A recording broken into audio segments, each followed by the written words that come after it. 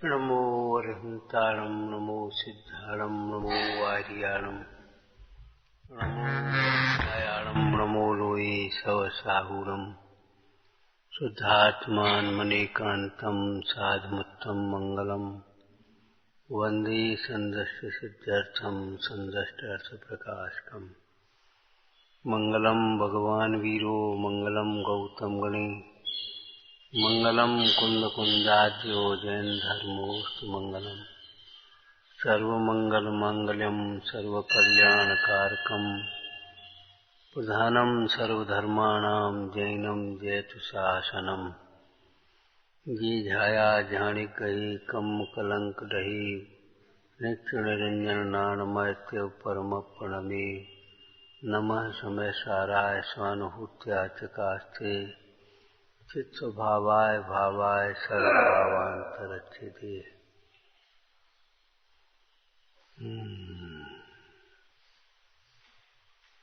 जिस मुक्ति का चिंतन श्रेष्ठ चिंतन है, मुक्ति के उपाय का चिंतन श्रेष्ठ चिंतन है, वह मुक्ति किसे होती है, ये चर्चा स्वाध्याय में है। यहाँ किसे होती है? जो कर्म कलंक से रहित होते हैं उन्हें यह मुक्ति होती है। उमा स्वामी महाराज ने कर्म विप्र मोक्ष मोक्ष,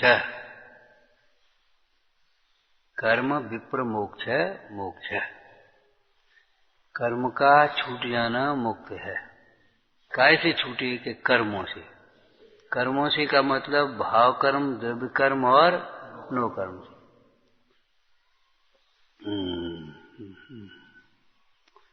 स्वभाव से तो जीव छूटता ही नहीं, विभाव से ही छूटेगा। और स्वभाव से छूटने की कोई जरूरत भी नहीं है, स्वभाव तो आनंदमय है। विभाव दुख का कारण है, तो विभाव से छूटना विपरीत भावों से वह मोक्ष है।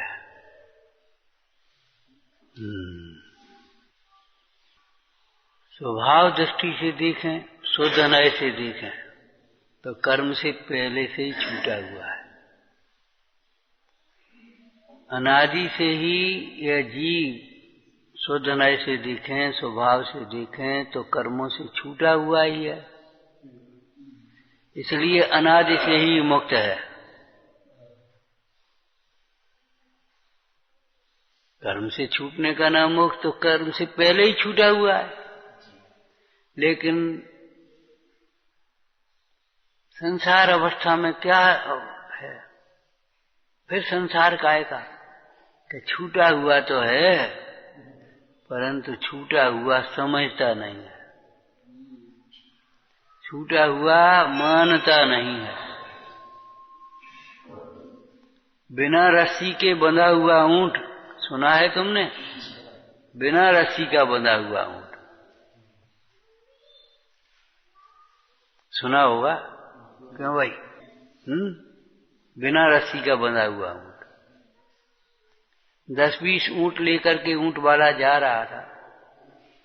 शाम को जहां रुका, एक रस्सी कम पड़ गई, भूल गया होगा। उसने कहा इसको क्या करें, ये भग जाएगा। तो उसको जैसे रोज करता था ना, ऐसे कान पकड़ा, बैठाया और उसको ऐसे ऐसे घुमाया और छोड़ दिया। रात भर बैठा रहा। अब सवेरे हुआ, सब ऊंटों को खोला। वो तो बंधा ही नहीं था, तो खोलता क्या? तो सब ऊंट खड़े होकर के चलने लगे और वो ऊंट बैठा ही रहा, बैठा ही रहा। किस कारण से? बंधन के भ्रम से। फिर ऊंट वाले को ध्यान आया, उसने झट से उसको आया और ठोक ठोक किया और खोला, चालू। सचमुच ऐसे ही है। भ्रम से बंधन है अथवा बंधन का भ्रम है। भ्रम के कारण जीव को बंधन होता है, ये पर्यार्थक न्याय का कथन है। और बंधन में ये जीव पड़ा हुआ है, बंधा हुआ है, ये भ्रम है। ये द्रव्यार्थिक न्याय से समझना, शुद्ध नैतिक। बंधन बंधा हुआ कहाँ है जी? जिन कर्मों से बंधा हुआ माने नो कर्म और द्रव्य कर्मों से, उनका तो जीव में अत्यंत भाव, और भाव कर्म से अगर बंधा हुआ माने तो भाव कर्म का भी स्वभाव में अभाव है। इसलिए बंधन में ही है, बंधन स्वभाव में नहीं है। संसार कैसे हो गया कि भ्रम से बंधा, कि बंधन का भ्रम। पंडित टोडरमल जी की भाषा बोलो। इस बंधन की अवस्था में भी, संसार अवस्था कहो, बंधन की अवस्था कहो, इस बंधन की अवस्था में भी अब टोडरमल जी का वाक्य बोलो। जीव का कोई प्रदेश तो कर्म रूप नहीं हुआ, और कर्म का कोई परमाणु जीव रूप नहीं हुआ, फिर बंधन क्या है? और इस कर्म बंधन की अवस्था में भी कोई किसी का कर्ता धरता नहीं है, फिर बंधन है क्या? कि उसका संयोग बना रहे और परस्पर निमित्त नैमित्तिक संबंध बना रहे, परस्पर निमित्त नैमित्तिक संबंध बना रहे। सर्व विशुद्धि अधिकार में प्रारंभ करते हुए आचार्य भगवान ने लिखा, दो चार गाथाएं बाद में देखना, कि जब तक ये जीव कर्म प्रकृति के निमित्त से अपना परिणमन नहीं छोड़ता, तब तक जीव को संसार रहता है। अनादिकाल से कर्म है, कर्म की सत्ता भी है और कर्म का उदय भी है, कर्म का क्षयोपशम भी है। खुलासा करो। अघातिया कर्म का तो उदय है, और घातिया कर्म में क्षयोपशम भी है, उदय भी है। ज्ञानावर्ण का उदय भी है और ज्ञानावर्ण कर्म का क्षयोपशम भी है। जितना ज्ञानावर्ण कर्म का क्षयोपशम है उतना ज्ञान प्रकट है, और जितना उदय है उतना ढका हुआ है। केवल ज्ञानावर्ण कर्म का तो उदय है, मत अवध ज्ञानावर्ण कर्म का तुम्हारा उदय है, मनोपर्य ज्ञानावर्ण कर्म का उदय है, और मत ज्ञानावर्ण सुत ज्ञानावर्ण कर्म का भी वर्तमान में क्षयोपशम भी तो है। यदि पूरा उदय हो तो कर्म बिल्कुल, ज्ञान बिल्कुल होता ही नहीं, जड़ की तरह क्षयोपशम है। मौनी कर्म का उदय है, क्षयोपशम नहीं, क्योंकि दर्शन मौनी का क्षयोपशम हो तो छायोपशमिक सम्यक तो, और चारित्र मोह का क्षयोपशम हो तो छायोपशमिक चारित्र। इसलिए इन प्रकृतियों का उदय है। मंद उदय तीव्र उदय वो अलग बात है। अब उसके निमित्त से अपना परिणमन करता है, क्या मतलब है? उन ज्ञानावर्ण आदि कर्मों के उदय से जो तेरी परिणति बनती है अथवा वर्तमान में संयोग बनते हैं, संयोग की परिणति बनती है, उनका लक्ष्य करके जब तक ये जीव परिणमता है, उनका लक्ष्य करके उनकी ओर उपयोग जाता है तो उनको अपना मान लेता है, उनमें इष्ट अनिष्ट मान लेता है, तब तक ये जीव को मोह राग द्वेष खड़ा होता है, और मोह राग द्वेष से नए कर्म बनते हैं।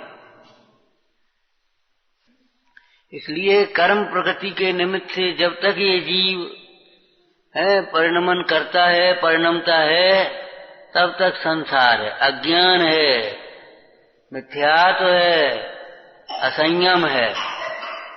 और जब ये जीव कर्म फल को त्याग देता है, उसके लक्ष्य से नहीं परिणमता है, तब यह जीव ज्ञानी है, सम्यक्त्वी है और संयत है। अज्ञानी और ज्ञानी का अंतर ही इतना बता दिया। अज्ञानी कर्म फल को भोगता है, ज्ञानी कर्म फल को जानता है।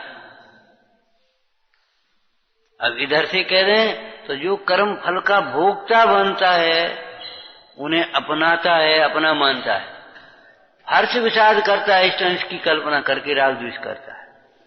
भोगने का मतलब हर्ष विषाद करना। क्यों? इसको भोगना माने क्या हुआ बता? इसको भोगना बहुत अच्छा लग, बहुत अच्छी लकड़ी है,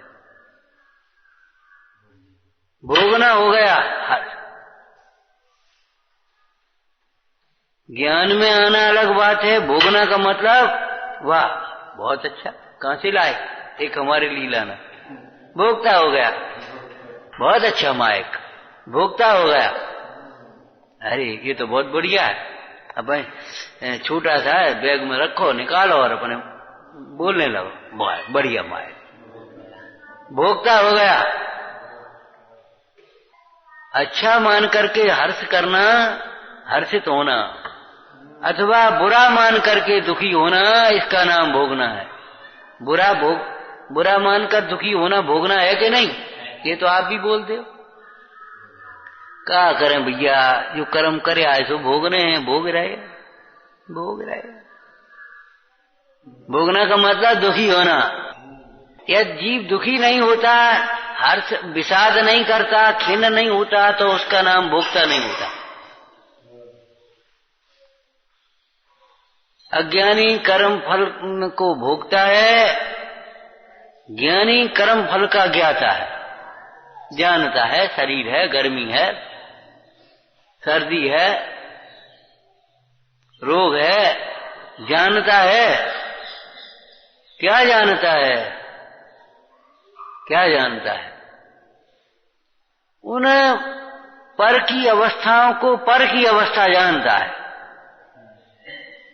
भिन्न जानता है।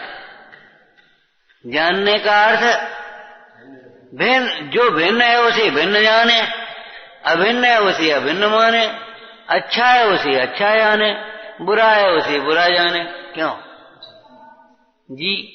अरे अच्छा बुरा कोई है ही नहीं था, अच्छा बुरा जानने की बात कहां से आ गई जी? कर दिया तुमने। जो अच्छा है उसे अच्छा जानो, तो अच्छा कोई है ही नहीं। जो बुरा है उसे बुरा जानो, तो बुरा कोई है ही नहीं। अच्छे बुरे की तो कल्पना है, मोह से उत्पन्न कल्पना, अज्ञान से उत्पन्न कल्पना है। तो अच्छे को अच्छा जाने, बुरा को बुरा जाने, ये ज्ञान कहां से हो गया? ज्ञान तो ये है जिसे हम अच्छा मान रहे हैं, वह वास्तव में है क्या ये बता? वह पर है, परद्रव्य है। उसे परद्रव्य जाने ये तो ज्ञान हो गया, और बहुत बुरा जाने ये अज्ञान हो गया। जिसे हम अच्छा जान रहे हैं वह परद्रव्य है, उसको परद्रव्य जाना ये तो हो गया ज्ञान, और बहुत अच्छा है, ये हो गया अज्ञान। कैसे तुकबंदी के शब्द हैं, मूल कलश में है, अज्ञानी कर्म स्वभाव विरतो निरतो, और ज्ञानी कर्म स्वभाव विरतो। अज्ञानी कर्म स्वभाव में निरत, भली प्रकार से लीन है, मगन है उसी में। ज्ञानी कर्म स्वभाव विरतो, कर्म स्वभाव से विरक्त है। और जो निरत है वह कर्म को, नए को, कर्म को बांधता है, और जो विरत है वह छूट जाता। फिर उसके, अरे भाई जो अपने से विरक्त है उसके पास कौन आएगा? तुम्हारे पास आओ, और हम न तुम्हारी ओर देखेंगे, न तुमसे बोलने की बात तो अलग है, पूछे न बताई तो कोई बात ही नहीं, हम तुम्हारी ओर देखेंगे भी नहीं। अब तुम फिर कह दफे आओगे, अरे बेकार है जाना, उन्होंने देखा ही नहीं, उन्होंने हमारे, हमसे बोले ही नहीं कहीं। जो नहीं पूछी कब आए, कहाँ आए, कैसे आए, यही नहीं कही रुको। अब बताओ क्या करें जाएगा। तो विरक्त के पास लौकिक में भी कोई नहीं आता, ये नौकर्म ही तो है। तो जो विरक्त है उसके पास नौकर्म नहीं आते, कर्म भी नहीं आते। और जो रागी है उसके पास तो भाई हाँ भाई एक दिन हो जाओ, हाँ बनाए रहे देखो, अरे आई आना जी कुछ बात नहीं है, और कल तो तुमको ये देखो ये फंक्शन है हमारे यहाँ और आना ही है, देखो भाई तो देखो देखो कुछ नहीं आना है आपको। अच्छा भाई तो आ रहे, देखो ऐसे मत आइयो, 2-4 दिन रुकियो, सब तुम्हें ही देख रहे हैं, तुम्हें ही करने हैं, ऐसा नहीं कि आए और चले हाजिरी भराए गए। अब रोको ना तुम। और देखो भैया गांव में तो भोजन भी यही करना है, सवेरे से आई यही भोजन, यही सब काम करना है, यही रहना है 10 दिन। अब बताओ 10 दिन रहेगा कि नहीं रहेगा? 8 दिन तो भी रहेगा। मतलब जितना राग ज्यादा होता है उतना ही ज्यादा बंद और टिकाऊ। तब तो आपको बताया था ना कर्म की शिकायत की जीव ने, ये कर्म हमें बहुत हैरान कर रहे हैं, क्या करें महाराज, आप ही न्याय करो हमारा। ठीक है भाई, दोनों जने आमने सामने आ जाओ तो न्याय करें। तो कर्म भी खड़े हो गए और जीव भी खड़ा हो गया। बोले भाई क्या बात है? बोले महाराज जी हमको बहुत हैरान कर रहे हैं। अच्छा कोई बात नहीं। कर्म से कहा भाई तुम बताओ, तुम कुछ कहो। महाराज हमारी सुनो, हम क्या बिना बुलाए तो आते ही नहीं, इन्होंने हमें बुलाया है, काय वांग मने कर्म योग आश्रव, बिना बुलाए तो हम आए नहीं। अगर इनके दरवाजे लगे होते, गुप्त होते अपने स्वरूप में, तो हम कैसे आते? बताओ। अब इन्हें किवाड़ खोल के और स्वागत के लिए खड़े हो गए, आओ आओ आओ, तो वो तो आएंगे ही। तो कर्म ने कहा महाराज बिना बुलाए आते नहीं। दूसरी बात, जितने रुकते हैं जितना ये रोकते हैं उतने ही हम रुकते हैं। इनके राग द्वेष के अनुसार ही, इनकी कसाय के अनुसार ही हमारी स्थिति बंद होता है। ठीक है। अब ये तो हमारा स्वभाव है कि कर्म की स्थिति पूरी होगी तो उदय में आएंगे, तो हम उदय में आते हैं। अब उदय में आने पर भी हम इनसे तो ये कहते नहीं तुम हमें अपना मानो, अच्छा मानो, बुरा मानो, राग द्वेष करो, दुखी हो। हम तो उदय में आ गए और उसका निमित्तिक संबंध सहज बनता है। जैसे पुण्य का उदय आया तो सब अनुकूल संयोग सामग्री आकर के खड़े हो जाते। लेकिन वे नौकर्म भी इस जीव से ये तो कहते नहीं तुम हमें अपना मानो और दुखी हो, तुम इष्ट मान करके राग द्वेष करो और दुखी हो, अपने स्वभाव का घात करो। हम इनसे कब कहते हैं? चलो तीसरी और आगे सुनो महाराज। अब आपके सामने हम कह रहे हैं ये हमें नहीं बुलाए तो हम कभी नहीं आएंगे, अनंत काल नहीं आएंगे। और जितनी हमारे एग्रीमेंट है उसको भी हम कह रहे, अगर ये तपस्चरण करें तो हम पहले ही चले जाएंगे साहब। अगर ये तपस्चरण में लग जाएं तो हम पहले ही चले जाएंगे। कोई हमारा एग्रीमेंट ये भी नहीं है कि जितने समय का एग्रीमेंट हो गया उतने दिन रुकेंगे ही।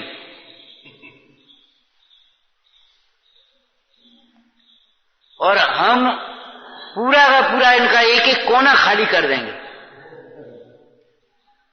आत्मा के एक भी प्रदेश में नहीं रहेंगे, कभी नहीं आएंगे। बोलो महाराज। हाँ भाई बोलो, जीव क्या कह रहे? महाराज क्या करें, हमने तो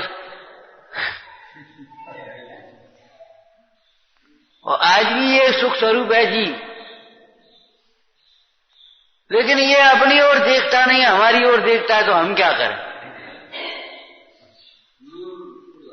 ये अपना काम नहीं करता है, हमारी चिंता करता है, तो हम क्या कर दें?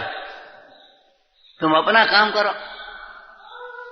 लेकिन तुम अपना काम नहीं करते और हमारी ओर देखो, तो हम क्या कर दें इसके लिए? हैं?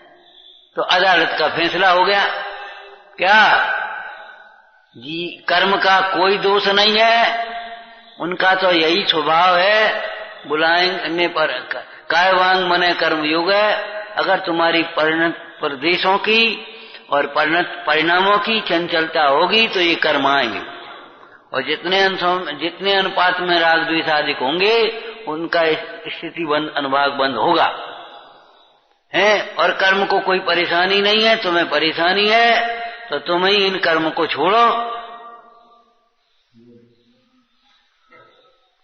कर्म उदय में आए हैं, अब मत भोगो, फिर दोबारा नहीं आएंगे। ये आ भी गया है तो इससे कोई मतलब ही मत रखो, आए सुबह रहने अपने आप चला जाए। अब तुम इससे जबरन चिपटते हो, जबरन बोलते हो, जबरन राग करते हो, भैया रोटी खा ले और हंसो ले और ये खा ले और ये कर ले, तो वो तो रुकेगा ही।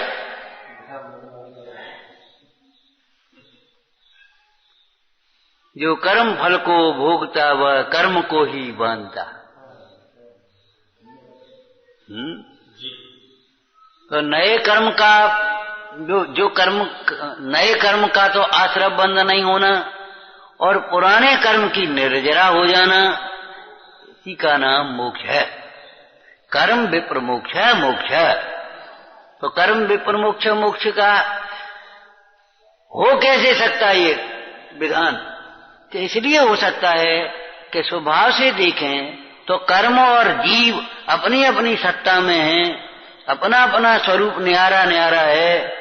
कर्म आज भी जीव के स्वभाव नहीं बन गए, स्वभाव आज भी कर्म के कारण से नष्ट नहीं हो गया।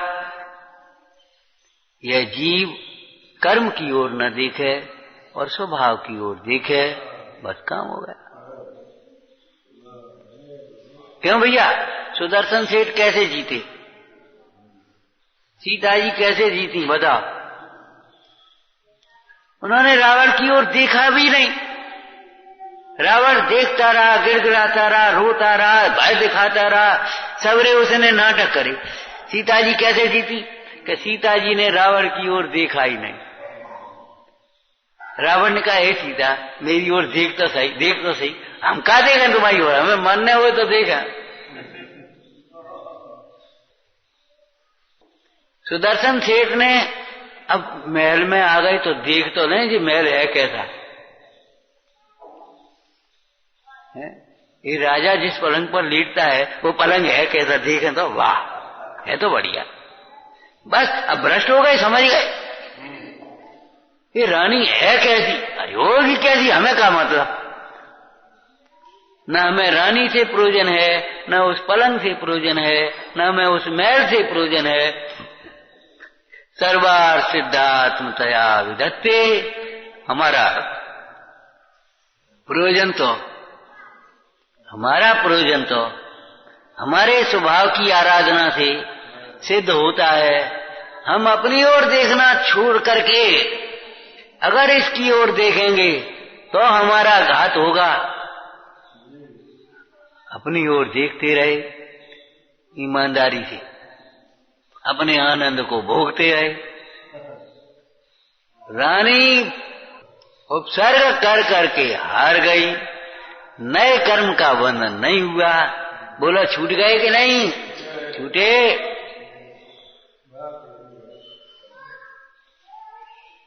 अरे दुख से भी छूटे और उस परिस्थिति से भी छूटे, असूली से भी छूटे, सूली से भी छूट गए। कौन ने छुड़ाया? अरे वे दृढ़ थे तो देव निमित्त हो गए, देवों ने सिंहासन की रचना कर दी। लेकिन अगर वे दृढ़ नहीं होते तो देव क्या कर लेते? जो अपने स्वभाव में स्थिर रहते हैं, जो अपने धर्म की रक्षा करते हैं, देव उनकी रक्षा करने में निमित्त हो जाते हैं। अब स्वयं ही रक्षा नहीं करें तो देव क्या करेंगे? तो कर्म से छूटने का नाम मोक्ष है। छूटने का मतलब अब समझ में आ गया? बोलो, बस अंतिम लाइन है। अब फिर बोलो, पुरानी भाषा बोलो जो हम पुरानी बोलते हैं। छूटा हुआ जानना, छूटा हुआ मानना, छूटा ही हुआ अनुभव करना, उससे अप्रभावित रहना, निरपेक्ष रहना। महाराज ऐसे कैसे जान ले? जब कर्म बंधे हैं तो हम छूटा हुआ कैसे जान ले? के स्वभाव दृष्टि से। जीव कर्म से सर्वथा नहीं बना है। पर्यार्थक नय से देखा जाए, संयोगी नय से देखा जाए तो कर्म से बना है, लेकिन स्वभाव से देखा जाए तो छूटा हुआ है कि नहीं? तो स्वभाव दृष्टि से ये जीव छूटा हुआ जाने, छूटा हुआ ही माने और उस कर्म से निरपेक्ष रहे, अप्रभावित रहे, ज्ञाता ही रहे, बस छूट गए। यही विधि है छूटने की, दूसरी विधि है भी नहीं और जरूरत भी नहीं है। जब एक विधि और स्वाधीन सस्ती विधि है तो दूसरी विधि की जरूरत ही क्या है? ऐसा चिंतन करना ये श्रेष्ठ चिंतन है। ऐसी श्रद्धा करना यह सम्यक श्रद्धा है। श्रेष्ठ, उत्तम, प्रशंसनीय श्रद्धा। ऐसा जानना ये श्रेष्ठ ज्ञान है, सम्यक ज्ञान है।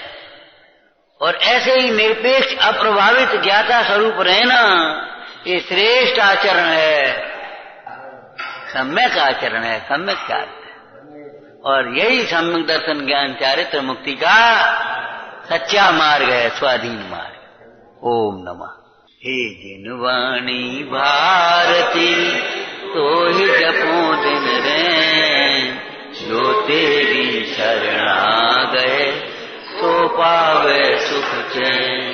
या वाणी के ज्ञान ते सूझे लोकालोक, सो वाणी